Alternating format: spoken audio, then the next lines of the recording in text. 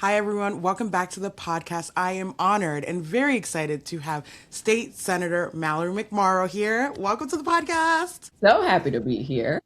Thank you for being here. This is one of our rapid fire episodes where we're getting to know her and why she's running for this really big office. I think it's like a big change, honestly. I go back a while back to Mallory and working with her, and now seeing her like this trajectory is very exciting. So I'm really excited to get into the conversation. I'm just gonna dive straight in. When was the moment you woke up and went, "Yeah, I'm gonna do this"? Oh, I don't know that there was one moment. You don't just make a decision to run for US Senate to be one of 100 people who has that title and represent an entire state of 10 million people. So I was very intentional and thoughtful about it. I had been running a PAC for the last few cycles on the state level, where I have now supported 24 state legislators in the state Senate and the state House. So I have gotten to know a lot of people statewide through that effort. And I took some time after Senator Peters made his announcement to just make a lot of phone calls and ask people, what do we need in our next nominee? What do we need to meet this moment? And I heard, particularly from a lot of organizers, that people are really burned out right now. And especially in the wake of the 24 loss and the reelection of Donald Trump, there was just this sense of heaviness. And people said, they've always loved my energy. I think my ceaseless optimism, and I got a lot of encouragement to go for it. So that was how I made the decision. Obviously talked to every member of my family because you don't go into anything like this alone. And everybody was there. My daughter just turned 5. She is our biggest campaign surrogate. She's the cutest thing in the world. But it was really just listening to people, because it's not about me at the end of the day. It's what do Michiganders need right now, and if my skill set fits the bill, then I'm going to go for it. So, what does success look like if elected to office for you? Like knowing all of that and taking all of that, and basically having like a very big shoulder of like going to DC with this. Like, what would success look like for you? For me, it's bringing everybody to DC, and I don't mean put everybody on buses to go to DC, but what I have been hearing from before I even got into this race is that it feels like a place that is so far away from us, and that the people in Washington just don't have any idea what it's actually like on the ground. I hear from a lot of people who said, we don't know how things work there, and we don't get a sense of how we can make change. I write these emails and I make phone calls and it doesn't feel like anything happens. So I want to make sure, if I am privileged enough to become the next US Senator, that I'm in touch constantly, that I am back in the state and in the community and meeting with indivisibles and Dem clubs and continuing our brewery tour and meeting in coffee shops, but also using all of the tools that we now have. I do an Ask Me Anything on my Instagram, and that's been great. I want to keep that up so that people feel a direct connection to this office. It is your office. It is your Senate seat. And it should feel like you're a part of it every day. So yeah, I want to tackle some big policy goals, but I also want people to feel like this is yours, that it is a government of the people, by the people, and you know how it works, you know how to interact with it, and you know what the hell it is I'm doing every day and why. I want to dive in a little bit to something different and understanding like social media and the digital climate has changed since a bunch of elections. I think we've seen it grow and we've seen it like take over in certain types of ways, right? And one of the big things right now that I'm noticing about this election, there's a lot of online hate, misinformation, and personal attacks. And like, how do you deal with that, right? Because it does take a toll on your mental health. And I think it's with all the candidates who are running in this race. Like, I'm seeing respectfully arrows thrown everywhere. So how are you like dealing with that? It is hard. We can't ignore who owns the social media companies now, that over the last few years, there's been a hard right shift, whether it's Elon Musk or Mark Zuckerberg or Jeff Bezos or all of these kind of tech billionaires who have a very different perspective than I do. And I think foment aggression and controversy. It is not accidental. This is not just something that happens naturally. It is algorithms that are designed to create tension and anger and angst. And there isn't an effort or even a belief, I would think, in the people who own these companies to tamp that down. Because when you're angry and you're pissed off and you're firing off comments and you're calling somebody, I'm just going to be raw with it, a bitch or a cunt, going off of these conspiracy theories, like you are on that platform and that's how they make money. We have seen kind of the worst of this in real life. I have been in the legislature now for going on 8 years, and we saw an armed protest at our state capitol in 2020 that was directly led by Facebook groups and people online. There were groups online in Facebook calling for the hanging of Gretchen Whitmer and said the tyrants should get the rope. And you see this bubble up, and when there's no effort to tamp that down, then it does spill into real life.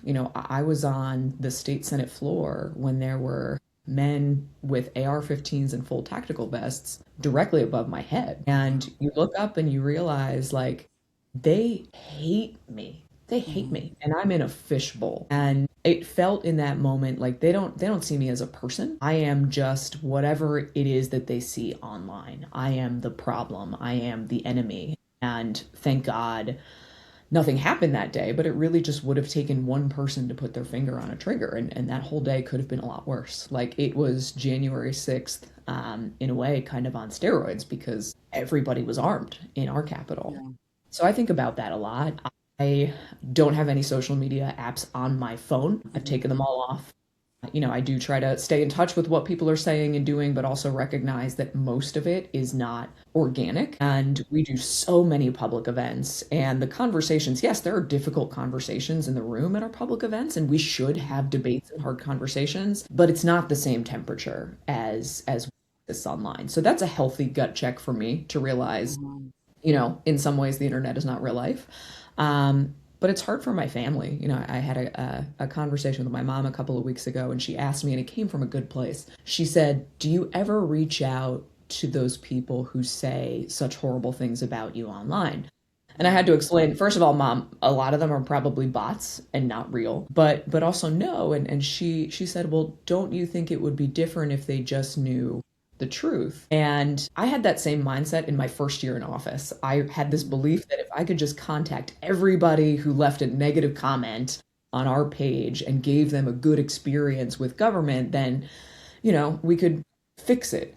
And it took me a few years to realize that that's not true, that there are just some people who just love hate and love the chaos. And you're right, that is for all three candidates in this race. I am not unique in that situation. It can get really ugly, but I think that is why it is so important to take so much of what we do offline and into real life. We use social media to try to show you through our clips and through our content what our in real life events look like. And I encourage anybody to come to them, because you can ask me whatever you want. If you have a concern about something you've heard online, you can ask me about it, and I'm going to tell you. I don't run away from hard questions, but it's different from people having every which conspiracy theory about me. And there's just some horrible ugliness. There's AI videos of me now that I was talking to one of my Republican colleagues. I showed him one of the videos, and he said, that if he didn't know me and he didn't know that it wasn't my voice, he's like, "This is really convincing. I would believe it's you." Yeah. And that scares the shit out of me. I understand that. I think it's a very toxic place we live on social media, and it's getting darker and darker as things are like popping up. So how do you respond when criticism crosses the line into bad faith and like harassment, right? I see it with all three of the candidates running right now. So I'm like, how are you dealing with those response? Like, how are you dealing with that, situation? I mean, and I will say this in a way that is kind of sad. I used to engage on social media in responses much more. I liked doing that. I liked when people had a concern, I would respond directly. And I think that surprised a lot of people. I do a lot less of that now, because I think a lot of it is in bad faith, and because I would much rather people send me an email or, call us or come to one of our events and actually engage in person. And that does suck. It sucks that social media, to me, feels less like a place where you can actually have a conversation. Like, I don't respond to any of the comments. I'm not in my Twitter or X mentions anymore. And I know that probably make some people who are, like the few people who are asking good faith questions, feeling like, why am I not getting a response? We have to shift the good faith debates and conversations to real life, I think, just Yeah. for sanity's sake. So I would encourage anybody, and I've talked about this in my book that came out a year ago, and consistent things. If you genuinely want an answer, reach out in another format. Contact somebody via email or an official channel. Like, social media is a great platform, and I treat it as a platform. It is a place where we will put out information. But I just feel like it's no longer a place for engagement like it used to be, just because of what's prioritized. And what's prioritized is not the people who are genuinely asking questions, the AI slop videos, and it's the chaos and it's the conspiracy theories. Because if they can keep you angry, they keep you on the platform. We got two final questions before we wrap up. And I kind of want to know, like, and I'm asking the other candidate this question is, what sets you apart in this race? Like, what is the, I want to say Mallory factor, insert graphic. What is the Mallory factor like that sets you apart as a candidate, as a person you think is qualified for this role? Yeah, look, it's a big job. You are entering into a legislative body that is 100 people from across the country who hold this position to make critical decisions for not only our state, but the future of the country. My case to every voter is that this should be a job interview for the job. Beyond policy differences and style and approach, who is the best person to fit the job in this moment? And for me, I'm the only candidate in this race who beat a Republican incumbent to get into office when I first ran for office back in 2018. And with Mike Rogers running on the other side, yes, he's not the incumbent, but we need to treat him like he is. He's going to have tens of millions of dollars. He just ran for this seat in 2024 and lost to Alyssa Slotkin by 19,000 something votes. So that's important. It is like, yes, we're all looking at the differences between the three of us now, but who can actually win in November? I'm also the only candidate in this race who helped flip control of an entire chamber for the first time in 40 years. I built power. I leveraged, a viral moment years ago to raise millions of dollars, not for myself, but for a dozen other candidates running for state Senate, then a dozen candidates running for state House. Because knowing how to build power in a legislative chamber is important, and I know how to do that. And then as majority whip, I hold what is sometimes a very fractured Democratic Party together with our leadership in the Senate to actually deliver every day. And I'm really damn proud of what we've done. We've expanded voting rights and civil rights. We repealed a seniors pension tax. We expanded Elliott Larson to protect LGBTQ Michiganders. We vastly expanded universal breakfast and lunch, record investments in education, sweeping gun violence prevention. We protected our air and water. We passed the strongest clean energy legislation in the Midwest. We banned child marriage, which was still legal until a couple of years ago. There's a track record that matters. So that's my case to voters, is we need somebody who will know on day one how to operate in a legislative body in a really critical moment in our country. And I'm the only candidate with the track record of knowing how to fight, knowing how to win, and knowing how to actually deliver to make people's lives better. So thank you for that. I think that was a great explanation of who you are. And I want to ask, what would you say to voters who are still deciding? And what excites you most about this campaign moving forward, right? I think you still have August, we still have primary, it's still a while away, but like undecided voters are still undecided, right? Like they take time to get there. Like some could be like, oh, this episode was the like thing that made me decide. But what would you say to voters who are still deciding or undecided? Totally. And I think, outside of those of us who are like political weirdos who think about this all day, every day, I would say, a good chunk of people are not only still deciding, but just starting to tune in to the fact that we have elections this year. That is the type of person I'm really excited to meet. That is why we do so many public events. I've been campaigning now for over a year. And it's been just such a joy to get into every corner of Michigan and to meet so many different people who I would never meet, to find out, the similarities between a mid-sized farmer in the UP and a small business owner in Detroit who are facing the same issues of the fact that there are grant programs when you're starting a business or when you're starting a farm. But if you're 10 years in, there's nothing.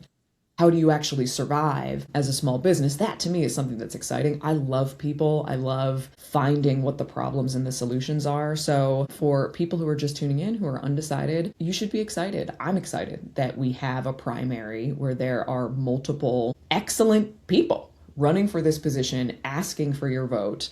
On the other side of the aisle, that's not what's happening. Like Donald Trump told the Republicans in Michigan, screw you, I'm picking Mike Rogers whether you like it or not. As Democrats, we're going to do it differently.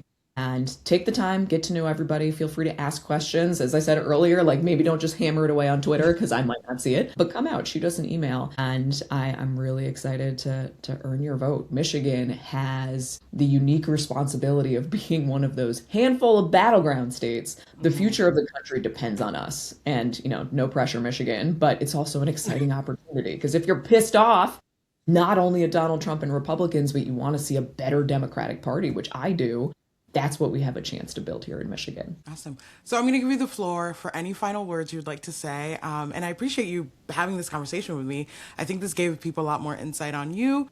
And I think you're going to be going through a lot of digital interviews, but I think this was a little more interesting to hear from a digital space. So any final words from you? Yeah, Tega, I mean, just thank you for what you've done. You and I have known each other for a long time, and to see like you grow and expand and using your platform to give people that opportunity to just get to know candidates, first of all, is awesome and exciting. So thank you for doing that. And I would just encourage people, go in with an open mind, get to know the candidates. You can find me at mcmorrowformichigan.com. I'm on all the socials under my name.